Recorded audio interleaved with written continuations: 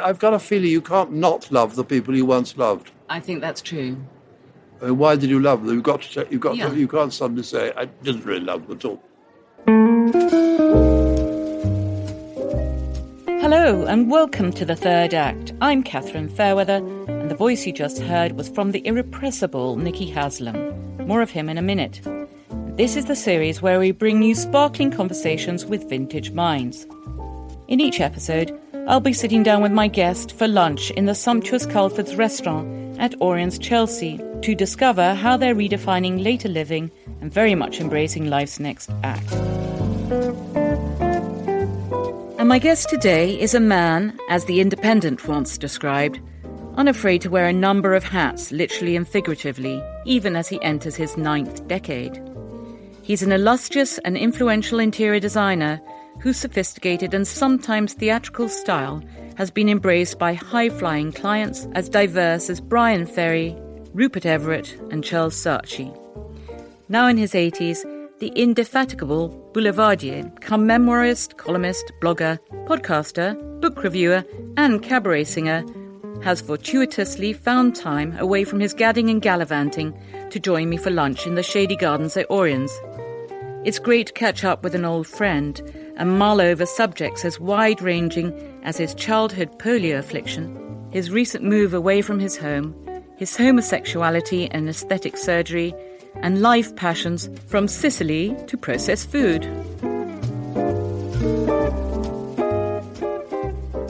Look fantastically well. So what is the secret to your looking so well? Facelift. And Sicily cream, I read. Tweaks. It's a very good I was going to get a black Pekingese puppy because I love black Pekingese. And I found they were £5,000, and I thought, well, for that you could have a facelift. So it was a tweak rather than a peak. But it wasn't fair. I just had a few fillers. It wasn't even £1,000. But I think it's quite important to do those. Do you? Oh God, I better do it then. Keeping a clean neck is very important. Not having jowls, frightfully important. And more important than the face. Terrifying. It's not terrifying at all. Really? No, I rather love it all. I like watching everything. Oh my God! You know, I had my eyes lasered the other day. I loved every minute of it. Oh my! Cataracts. Do you love hospital programs? No. I hardly watch television. No. So how do you spend your time when you're not working? I think it's true that part of the secret of being on the ball is to do the Times crossword. Yeah. Every day, and that word game. It sort of gives you a kind of agility, mental agility, which is important. Yeah, absolutely. And being someone like you, who somebody described as a boulevardier, has to be plugged into the world, which you are. Exactly, yeah. Must have been very difficult in COVID. And you learn I loved COVID. I was doing my new house, The Country, so I just was there all the time anyway. And it meant I didn't have to sort of panic about being anywhere else. But it seemed to have passed in a flash, COVID. So you enjoyed that time you had a project, actually. Yeah. And you create projects for yourself if you don't have any. Oh, handicrafts. My God, never stop. Making things, dyeing things, I don't know, stiffening things or whatever. Making collages. Yeah, exactly. And paintings. And writing, which is... But does the writing force you into a sort of retrospective mood, a nostalgic mood? I know you're not a person who really gives into nostalgia much. You're a forward-looking person, but is it quite nice to go back and reflect? I quite like nostalgia. Yeah. Aesthetically. I love souvenirs. I've discovered I love souvenirs. And like ashtrays at restaurants, we thought was so common. I look at a restaurant ashtray I've got and think, oh, that was that wonderful summer in Turkey. Whatever. And you've always been an amazing traveller. I mean, from Sicily creams, which I know you're a fan of, to Sicily, because you're also a fan of Sicily. I love Sicily. I love Palermo. You said something fantastic about Palermo once. You wrote something, I must remember, because I'm writing about Palermo now. You said something like it was a honeycomb confection of a honeycomb of Baroque bravura, I think. Did I? Yes, I thought that was rather clever. In fact, I might pinch it for my article. I love Palermo. Why do you love Palermo? I love it. I love its sort of strange history. I love all the fact that it's been through these great waves of invaders and things, and each of them have left their mark. And Palermo itself has such extraordinary... I mean, it's a bit ruined now. They've built up so much, but it has such extraordinary things to see in it. Those oratoria by Sir Potter, sculptor, are just greatest works of art in the worst sculpture in the world, I think. Yeah, absolutely. Yeah. I first learned about Palermo from my friend Fulco Vadura, the jeweller. And he turned me on. In fact, I've still got his handwritten guide to Palermo when I first went there. And it probably hasn't changed much. Well, the things are still, everything's still there. Those mad catacombs, all the dead people. And it's such a wonderful mixture of cultures of Europe all coming into one place. And they definitely, I mean, death is almost a cult, isn't it? Aesthetic cult in Sicily. Yeah. Whereas I think we in America and England have a slight sort of fear of even talking about it. You can't even say someone's dying. You have to say they're passing away. They're passed over. Oh, yeah. Don't. I don't know what that's about. I wonder if it's a Catholic trait. It's very much of Latin or even Asian world that does that, rather than the Nordics, who just put up a memorial and then forget about them. All those Italians have their nonna living in the house with them and everything. You know, it's so nice, that sort of integration of generations. Yeah, and that's, of course, the integration of generations, which is what you're so good at. Keeps you feeling young as well, I think. Well, trying to. Your friends span all generations, don't they? Yes. You've never been someone who's just stuck in their groove. No, I really like the very old or the very young, I must be said. We don't like the middle-aged. You know, the middle-aged is so boring. I got so cross with men who'd always say things like, "Oh, the buses don't go the right way down Regent Street anymore, and you can't get this in Harrods." Get over it. It's changed. I think you probably are one of the most life-affirming people I know. I think you... Oh, Catherine. It's true. You are. You always make me feel better when I've been in your company. But have there been points in your life when someone has tried to put you back into the box of your upbringing or the box of your age? Frankly, they have. They haven't succeeded. Not noticeably. I mean, people still try to box one for sort of being Etonian or something like that, which is so boring. I mean, or being a decorator. They never ever puts Nicky Haslam decorator and writer, which I do much more of than decorating now. People never broaden their perception of you. Decorator and socialite. Ooh. Socialite is... the worst, isn't it? Yeah. It's almost... it's a word that's gone out of currency now. I mean, I'm amazed that people still call you a socialite. Actually. Oh, yes, always. But now you're a blogger and a podcaster. Hello, fellow podcaster. Yes, hello. Yes. Well, I haven't done it like you yet, but I hope to. And so but before you hit 80, you're now nearly 82, yeah? Yeah, next week. You sold your company, and you didn't sell your company, you just... Wound it up. Yeah. And Paolo must... Well, that was a long time ago. It's a very complicated story, but I was bought by another firm, and by dint of finding out some other strange things about the new firm, I said, I'm out of here. And Paolo was already working for them too. And so he was able to buy me, because by name and everything. So he got the name and thing. And it's annoying because people think I work for him and he works for me and everything. But on the other hand, he does wonderful work. I'm very proud of him. I discovered him, trained him, you know. Fell in love with him. Is the wrong word. But loved him. Loved him deeply. And I'm sorry that went wrong. But we get on very well now, and I like his current friend. Yeah, man. Husband, I think, to use a horrible word.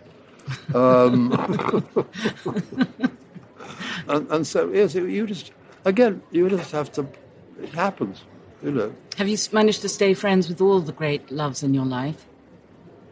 Well, yes, I have. One's dead. Or Michael Wisher's dead, two are dead. Yes, I haven't had that. I've been very faithful. I've always had people, some 10-year or 12-year relationships. I think I've got a feeling you can't not love the people you once loved. I think that's true. I mean, why did you love them? You can't suddenly say, I didn't really love them at all because of that and the other. Unless they treated you so badly that... Yeah, I had the last 5 years I had It was wonderful. He was a fantastic person. And he suddenly turned and sort of went sort of mad and wrote awful letters out of the blue. And I still can't really blame him. Perhaps I did something wrong to annoy him, or perhaps I don't. One can't know that one's perfect. I can't pretend one's perfect in a relationship. And I still love him, but I don't want him back, but I still love him, you know. Mm. That lingers on, doesn't it? Yeah, I think thank God. Yes, thank God. Thank God, actually. Yeah. I mean, the England that you grew up in was, I mean, talking about relationships with men, I mean, I find it completely riveting when I'm reading your memoirs. You lived in an England where homosexuality was both illegal and much less interesting, you said. Because it was, I mean... It was much more fun. It's much more fun, rather. It it's less illegal. Interesting now. I mean, it was illegal. But I think it's so strange. You read all those memoirs or things about people, and the English have always really been homosexual, all the men. I don't mean they were at it, but I mean almost everybody, every good family, they had 2 children or 3 children. Mm. The wife went off and became lesbian, and the husband had a younger sort of protege. They loved and looked after. All those Lord Ishas and people, they all had these boys. Everybody had a sort of boy they loved. That was part of the culture. It's quite Grecian, really, in a way, isn't it? Do you think that was because the culture of England, amongst the sort of ruling classes, was to send their children away to school when they were 7, and therefore they were ripped from their mother's breast and plonked in a single-sex school? Do you think that made men more comfortable with men? It didn't happen to me because I didn't go to school until I was 10 because of polio. So I was quite grown up when I went to school.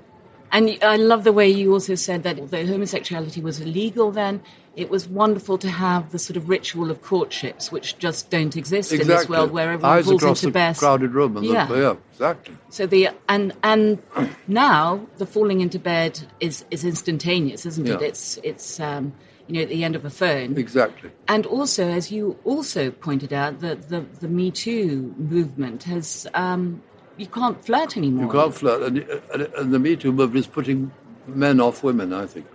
I think it will be very hard to feel comfortable if you're worried about being castigated for a smile or a...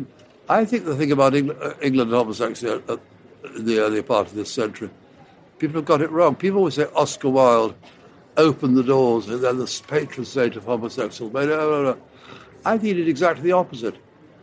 If you read that whole thing of the trial and everything, it wasn't going to be with Lord Alfred Douglas. It was because he had rough trade.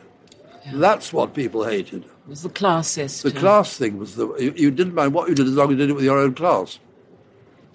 And that made that sort of prudery come in that has lasted until fairly recently. So thank God, in a way, those barriers have come down. Do you think there are any other barriers, any social barriers left in the United Kingdom now? Do you think there's an ageist barrier? Didn't Patricia Hodge say there are no plum rolls for older women? Why should there be? I'm not like to say. I mean, girls look wonderful when they're young. Yeah, which is why we're doing this podcast, I suppose, because I'm celebrating greatness after 65. We're not being put out to pasture, are we? But I think, we see, my thing about my age thing is that I had such old parents who had such old parents themselves.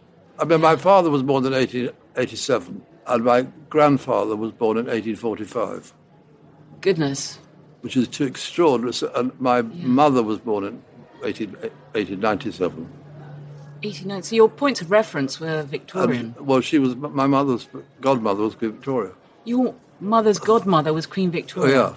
God. And so I say it's my mother's godmother, it seems like yesterday. If you say to somebody like Prince Charles, what's the Queen Victoria? It's my great-great-great-great-grandmother. I mean, it seems mad, doesn't it? And for me, it's just one generation. So I sort of think backwards much more than other people, I think. So life has, I mean, the world has changed so exponentially since your childhood. Has life improved with all the advances that we've got technologically? Has it? I think it's improved it for many people. On the other hand, it's stopped reading, it stopped letters, it stopped Flirtation. Intimacy at every level. Our poor young. I feel for my teenage son, really. I wonder if he'll ever experience But that. I think the young are actually, the very young, like your son, are actually much more, polite these days than they were 20 years ago, and more interested in older people. I've noticed that quite a lot. They don't dismiss one out of hand anymore. Whereas 20 years ago, the young sort of just went, oh, God. I'm sure I did. Do you think that was because of the revolution of the 60s and 70s, where they found their voice, their youthful voice? The youthquake. Kind of really called it, Yeah. I think it is probably that. It was such a revelation to have your own sort of costume, your own music. Yeah. Because everything before was really for old people, was generated by older people. Yeah. So when did you bring out your record, your album? You've always been a cabaret artist, haven't you? Well, not always. It just happened out of the blue. I've always known all those songs. It goes back to polio. My mother had an American daughter before she married my father. She was married in America. And she used to go to America and bring up all those LPs of those great big waxy things of Ethel Merman singing, I don't know, Annie Get Your Gun, or all the... So as I had polio, I'd play them all the time, and my mother would put them on, and my friends would dance in my bedroom to these tunes. So for most of my life, young life, I thought I was Ethel Merman, really. So I knew all the songs, and I like doing it. It's fun, but I can't sing very well. No, you sing. It's the lyrics I love, and the songs are so beautiful. Those songs are so amazingly subtle. And I knew Cole Porter when I lived in America, and so. You knew Cole Porter? Yeah. So the only person I ever wanted to meet was Cole Porter, and I met him. And did he live up to your expectations? Well, he was Cole Porter. You know what I mean by that? Yeah. He was getting old, and he was in pain for the legs, but he was Cole Porter, and I was in his house, and I was having dinner with him, and I was drinking Gibsons with him, and he was telling me about the past. It was just, to me, magic to have known him. And I didn't know that long as he died, 2 years or something. But it confirmed my love for all those songs, those subtle songs he wrote, and those ballads. Wonderful tunes. I mean, he's a genius, and so is several of the other ones. Rodgers and Hammerstein, they're all wonderful. As America, Berlin, they're all amazing. I mean, how did these refugee Polish or Russian arrive in America and suddenly, like Berlin, suddenly become the subtlest American songwriter of all, with the subtlety of the lyrics? It's just so brilliant. It sort of tapped into the zeitgeist, I suppose. Yes. Princess Margaret was a great lover of singing a song, wasn't she, around the piano? Yeah, she did. She liked that song from West Side Story. Who would you be in America? She used to sing la la la la la la la. She liked a rowdy song, really. I can't quite believe all the characters who've traipsed in and out of your life. I've had a lot. I've been lucky. Yeah. I like to be in New York at the right moment. The 60s in New York was paradise on earth. Hell now. Yeah, hell. Los Angeles in the late 60s, early 70s was unbelievably well. Well, I actually first went in 1963. To Los Angeles. Every movie star in the world. I mean, it was just extraordinary. And then the ranch in Arizona was a different kind of life. Being a cowboy for 5-6 years was a different.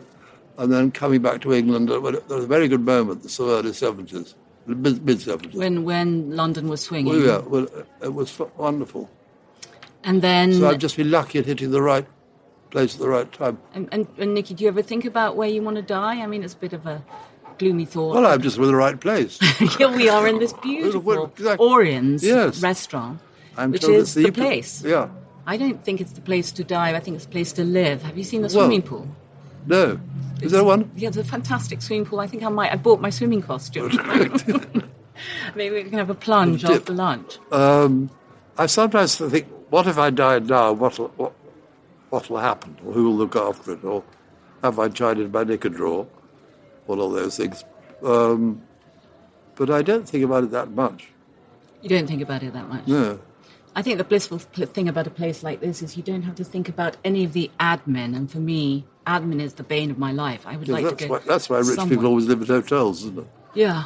I mean, that's, I guess, what this is. You don't have to worry about whether the gardener is chopping the topiary in the right way. Well, that's what I've got in the country, thank God. Yeah. Everything like that's looked after. It's just amazing. And to go back to your music, I mean, if we were producing a soundtrack to your life, what would that soundtrack be? Oh, gosh. And I'm throwing that at you. Or a poem. What would the poem be that you live by, or the book that you live by? The book I'd live by really would be Sybil Bedford. She's on my next reading club. Visit to Donatavia. It's one of the greatest books ever written. Is it? And the novels, the 4 novels. What's the first one called? A Legacy. It's just one of them. Because that sort of is rather like she does what I do in my life. She looks back and the past is very alive to her.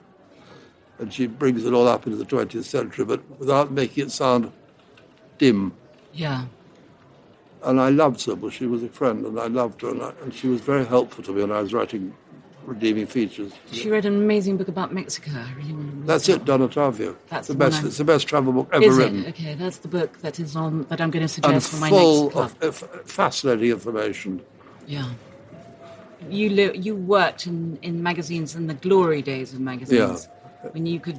They were wonderful. Working on Vogue in New York was just amazing. Heaven, absolutely heaven. Was that one of the highlights of your life, your creative life? Do you think? But then, yes. Fun enough, I left Vogue because I was mad. Huntington Hartford offered me a job running his art director of his magazine, and I left because I was then the youngest art director in America, which was quite, I suppose. But anyway, later on I found that Alex Liebman, a note saying, "It's a pity Nicky Haslam left. We had great plans for him." And I could have been Anna Wintour. You could have been Anna Wintour. You could still be there, running the empire. Oh, God, that would have been amazing. Then you worked for Ritz, I know, with Bailey's magazine. And then you did columns for the Spectator. A lot of those things in Impatient Pen are interviews from Ritz. From Ritz. I don't know if you remember, our young audience here remembers Ritz. Do you remember Ritz? No, they don't remember Ritz. We've now got an audience. And I had that gossip column, of course, called Paul Parsons. But even gossip columns are sort of almost an anachronism now. I mean, we're not allowed to gossip either. No. It's hard. My theory is that all gossip's always true. Yeah, well, I mean, the gossip that you gave me in Claridge's all those many years ago turned out to be true. You were predicting the end of Diana and Charles. There's no smoke without a fire at all. Okay, give us the lowdown on Meghan and Harry. Do you have any? What will happen then? What's your prediction? It's hard to tell. He's so obviously besotted by her that he's being sort of pussy whipped into staying there. She's a fair monster, I think. Friends of mine in Canada knew her when she was there doing the suits and said she was very badly behaved then. Why on earth they didn't call that baby Doria? Yeah. Prettiest name ever. They're going to call it Lilybed. Ugliest name ever. I don't know. I mean, sweet if you're the Queen, but I mean, you can't. I suppose they were trying to be. It was a gesture to the Queen. I heard he rang her up and said, because she was furious. Queen. He rang her up and said, "We want to call our daughter after you, Granny." And she said, "Oh, how charming of you! Thank you." Thinking it would be Elizabeth. So he got the permission, but then they said it didn't say the name. Yeah, that would have grated, I guess, wouldn't it? So yes, you've told me the book you live by. What would you advise your 21-year-old self, knowing what you know about life and with all the experience you've got now? Any advice you give your 21-year-old self? Listen more. Take it. Don't be dismissive. Cultivate balls. I mean, well, not balls quite, but cultivate everybody, because there's always something you learn. Yeah. Well, but you also once said that actually the sign of a really good guest, to be a really good guest, is not to gush too much, but also to be nice to the bores, because exactly for that reason, sometimes everyone's got something to contribute in some way, haven't they? So I think that's right. Learn to cook too. That's quite fun. Yeah. Have you learned to cook yet? Well, I'm a very good cook, but I actually have to only fray Mentos and make beans, but it's much easier. I like everything out of a can. Processed food is my idea of heaven. Much safer, much safer. If you go to restaurants, you immediately come back with squittles because they put all that ghastly chili and stuff. I hope you're not going to, after lunch today, go back with that. That would be disastrous. Okay, so processed food's a great step forward. I always think Diana Cooper's recipe for a good dinner party is the best there is. What is her Too recipe? much to drink and a chocolate pudding. It's so true, isn't it? So is there anything left on your bucket list, or is Paul Theroux, I think, called it a bucket list? A lot on that. Is there anything on your bucket list? Places to go, people to meet? No, the bucket's sort of got a hole in it by now, I think I quite like not going anywhere. Except I have friends who have wonderful boats and take one on. That's I don't want to do difficult things anymore. I don't really. I was turned down a job in New Orleans for some people I've done 4 houses for there. I sort of couldn't face the fact of flying to New Orleans all the time, and I certainly don't want to do anything in Europe or Israel or places I went before. I'll do friends. I've just done Flora Fraser here, which is ravishing. So you've got plans and projects and...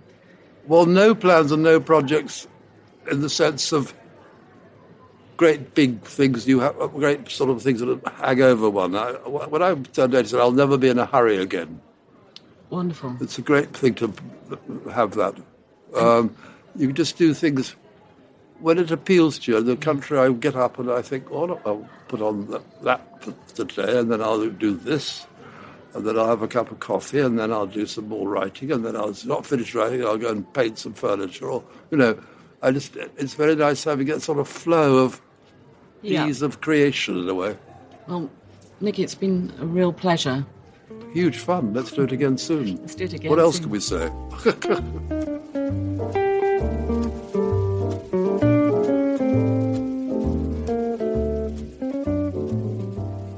If you've enjoyed today's show, you can hear more episodes in the series by clicking follow wherever you're listening to this, or simply searching the third act on Apple Podcasts, Spotify, and YouTube. And if you think your friends would love to listen, please do tell them about us. This episode was produced by Pete Norton and made possible by Orions, luxurious residences that are redefining later living in the heart of Chelsea. I'm Catherine Fairweather, and I can't wait to join you next week for the third act.